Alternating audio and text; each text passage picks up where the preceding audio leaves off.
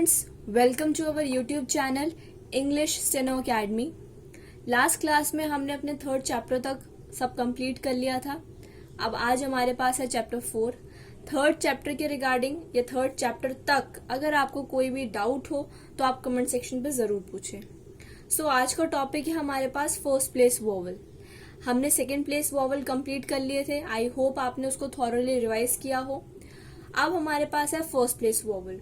First place vowel में हमारे पास 4 vowels होते हैं, जैसे कि मैंने आपको पहले ही बता रखा है। इसमें जो आपकी स्ट्रोक की पोजीशन होती है वो होती है अबव द लाइन।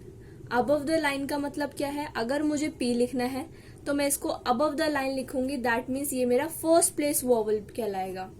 अगर मुझे लिखना है एफ तो मैं अगर इसको ऐसे लिखती हूँ तो ये मेरा फर्स्ट प्लेस वोवल कहलाता है। मतलब जब भी स्ट्रोक को मैं अबव द लाइन लिखूंगी वो मेरा फर्स्ट प्लेस वोवल कहलाएगा।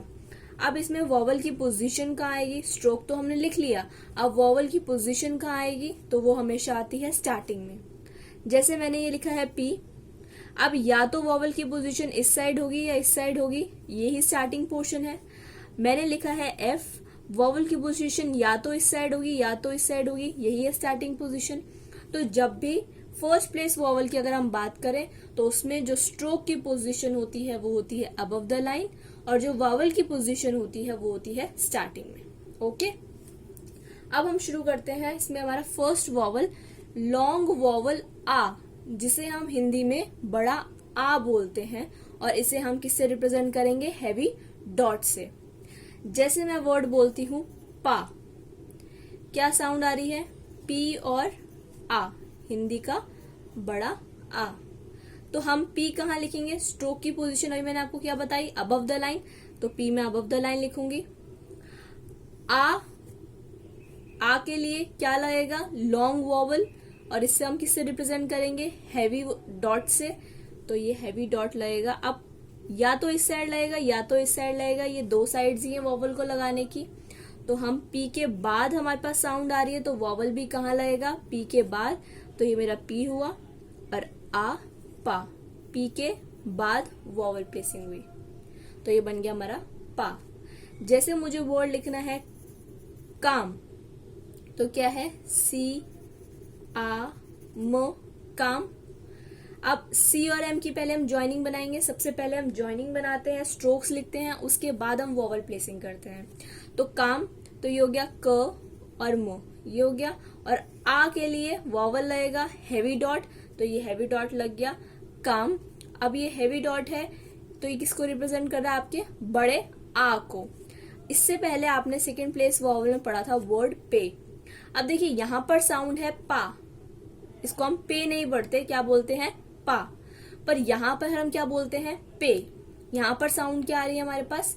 ए। तो आप साउंड को डिफरेंस देखेंगे कि साउंड क्या आ रही है। अगर आ रही है आ तो वो है हैवी वोवल और ये फर्स्ट प्लेस वोवल इंडिकेट कर रहा है आ, और अगर आ रही है ए तो ये है पे, ये सेकेंड प्लेस वोवल इंडिकेट कर रहा है, तो ये हो गया पी और ए, पे।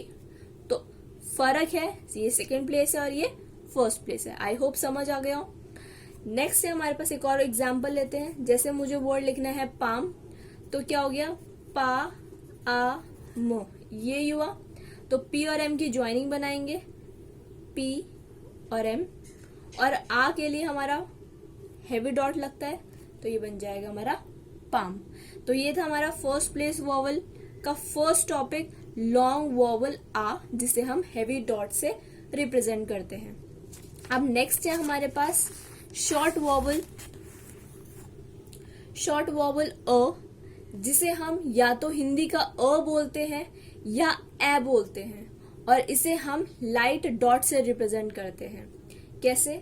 जैसे मुझे वर्ड लिखना है एट, अब इसको हम प्रोनाउंस नहीं करते अट, ना तो हम इसको एट, हम क्या प्रोनाउंस कर रहे हैं इसको? एट। अब देखिए इसके पहले ऑप्शंस देखिए। अगर हम इसको पढ़ते एट तो ये अलग से इंग्लिश का वर्ड है, ठीक है, एट। तो एट अगर हम लिखते तो ये लिखते टी और ए, ये हमारा सेकेंड प्लेस पे आता, क्योंकि यहाँ पे जो साउंड आ रही है वो आ रही है ए, पर यहाँ पर साउंड क्या आ रही है? यहाँ पर आ रही है एट। तो ए के लिए मैंने दोनों चीजें आपको बताई हैं। अगर अ आएगा या ए आएगा, तो दोनों की साउंड के लिए ही हम लाइट डॉट से रिप्रेजेंट करेंगे, और वो है हमारा शॉर्ट वॉवल अ या फिर ए। तो एट लिखेंगे तो ये हो गया T, above the line stroke position. T से पहले साउंड आ रही है तो टी से पहले लाइट डॉट लग गया, तो ये बन गया आपका एट। जैसे मुझे वर्ड लिखना है पैक, ठीक है, तो पे ए क यही आ रहा है, तो पी और क की ज्वाइनिंग बनाएंगे, तो ये हो गया पी और ये हो गया क, और ए के लिए लाइट डॉट लग जाएगा, तो बन गया पैक। जैसे मुझे वर्ड लिखना है अटैक, तो अब देखो पहले क्या आ रहा है अ, ये वाला अ, फिर टैग के बाद क्या आ रहा है ए, ये वाला ए, तो दोनों ही एक साथ आ गए हैं यहाँ पे, तो ये अटैक, दोनों ही लाइट वॉवल्स है अटैक। एक और एग्जांपल लेते हैं, जैसे मुझे वर्ड लिखना है कैश, तो कै ए आ रहा है, तो ये हो गया कैश, कैश। क्लियर? तो ये हो गया हमारा शॉर्ट वॉवल ए या फिर अ या फिर ए। क्लियर? नेक्स्ट है हमारे पास लॉन्ग वॉवल ओ, जिसे हम हिंदी में बड़ा ओ बोलते हैं, और इसे हम रिप्रेजेंट करते हैं हैवी डैश से। जैसे मुझे वर्ड लिखना है सो, तो क्या साउंड आ रही है एस और ओ की, तो सबसे पहले मैं कॉन्सोनेंट ये आपका एस स्ट्रोक बनाऊंगी, तो ये हो गया आपका एस, और उसके बाद आ रहा है तो यहाँ पे बाद में बनाऊंगी ओ, तो बन गया ये सो। अब इसको एक और एग्जांपल से देखेंगे हम, सो, ठीक है। अगर आपका आता है सो, तो यहाँ पे साउंड क्या आ रही है ओ की आ रही है, तो ये हो गया एस और ओ, सो, ये आपका सेकेंड प्लेस वॉवल हो गया। But as compare to this, so में ओ की साउंड आ रही है, इसलिए ये फर्स्ट प्लेस बनेगा। जैसे मुझे वर्ड लिखना है टॉक, तो ट ओ क यही आ रहा है, तो ये हो गया टॉक, टॉक, ठीक है, तो ये हैवी डैश लगेगा टॉक के लिए। जैसे मुझे वर्ड लिखना है लॉ, तो ये हो गया एल और ओ, लॉ। तो ओ जो है वो लॉन्ग वॉवल को इंडिकेट करता है, हैवी प्रोनाउंसिएशन है इसकी, तो ये ओ जब हम बोलते हैं तो ये लॉन्ग वॉवल है, और इसके लिए हम हैवी डैश लगाते हैं। अब नेक्स्ट है हमारे पास शॉर्ट वॉवल ओ। अब इसे पहला तो था हमारा ओ, और दूसरा है हमारा छोटा ओ। इसके लिए जो वॉवल आता है वो शॉर्ट साउंड प्रोड्यूस करता है, इसीलिए इसको लाइट डॉट से रिप्रेजेंट किया जाता है। जैसे मुझे वर्ड लिखना है टॉप, अब इसको टॉप नहीं पढ़ते, क्या पढ़ते हैं टॉप। हम इस वर्ड में एम्फेसिस नहीं दे रहे, बट जैसे हमने पहले वर्ड्स देखे, जैसे सॉ एम्फेसिस है, टॉक एम्फेसिस है, वो खुद ही इंडिकेट कर रहा है कि वो लॉन्ग वॉवल है, क्योंकि जो भी वर्ड्स हैं उन वर्ड्स में एम्फेसिस ज्यादा है।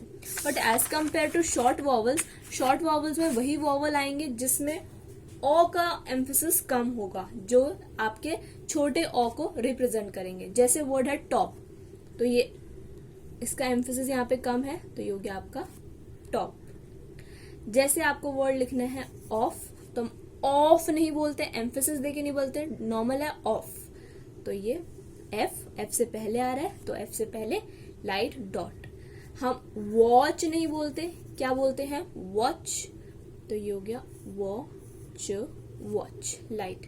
हम वॉश नहीं बोलते, क्या बोलते हैं वॉश, नॉर्मल एम्फेसिस देके नहीं बोलते, तो ये हो गया आपका वॉश। तो ये हो गए आपके फर्स्ट प्लेस वॉवल, ठीक है, जिसमें हमारे पास थे 4 वॉवल्स। रिवाइज करते हैं। लॉन्ग वॉवल आ, जिसमें बड़े आ की साउंड आती है, जैसे हो गया पा, मा, काम, पाम। उसके बाद आता है हमारे पास शॉर्ट वॉवल अ या फिर ए, जिसमें आपकी साउंड आती है या तो अ की या तो ए की, और उसे हम लाइट डॉट से रिप्रेजेंट करते हैं, जैसे at, map, lack, manage, catch, ये सारे वर्ड जिसमें ए की साउंड आ रही है। नेक्स्ट है हमारे पास लॉन्ग वॉवल ओ, जिसे हम हिंदी का बड़ा औ बोलते हैं और इसे हम हैवी डैश से रिप्रेजेंट करते हैं। जैसे वर्ड हो गए हमारे पास सॉ, पॉ, बॉल, टॉक, लॉ, ओ की साउंड दे रहे हैं। और फोर्थ था आपका लास्ट शॉर्ट वॉवल ओ, जिसे आप हिंदी का छोटा ओ बोलते हैं और इसे आप लाइट डैश, सॉरी यहाँ पे मैंने डॉट लिखा है, ये है लाइट डैश, लाइट डैश से रिप्रेजेंट करते हैं। जैसे हो गए हमारे पास word top, off, shock, watch, wash, तो इसमें आपके छोटे ओ की साउंड आ रही है। तो यहाँ तो हमारे पास फर्स्ट प्लेस वॉवल के 4 जो कैटेगरीज हैं वो कंप्लीट हो गई हैं। अब इसी चैप्टर में आपके पास नेक्स्ट है शॉर्ट फॉर्म्स। तो शॉर्ट फॉर्म मैंने आपको पहले ही बताया था, हर चैप्टर वाइज आपको आती रहेंगी। तो पहली शॉर्ट फॉर्म है फॉर। फॉर को लिखते हैं हम एफ की इस तरह से ऊपर लिखते हैं, ये बन जाएगा हमारा फॉर। ए और एन को हम ऊपर एक डॉट लगा दे तो ये बन जाता है ए और एन। और आपको याद होगा हमने द पढ़ा था, द को ले अगर हम नीचे डॉट लगा दे तो ये बन जाता है हमारा द। नेक्स्ट है ऑफ। ऑफ को हम इस तरह से लिखते हैं, अप टू डाउन डायरेक्शन में आता है ये ऑफ। नेक्स्ट है हमारे पास ऑन।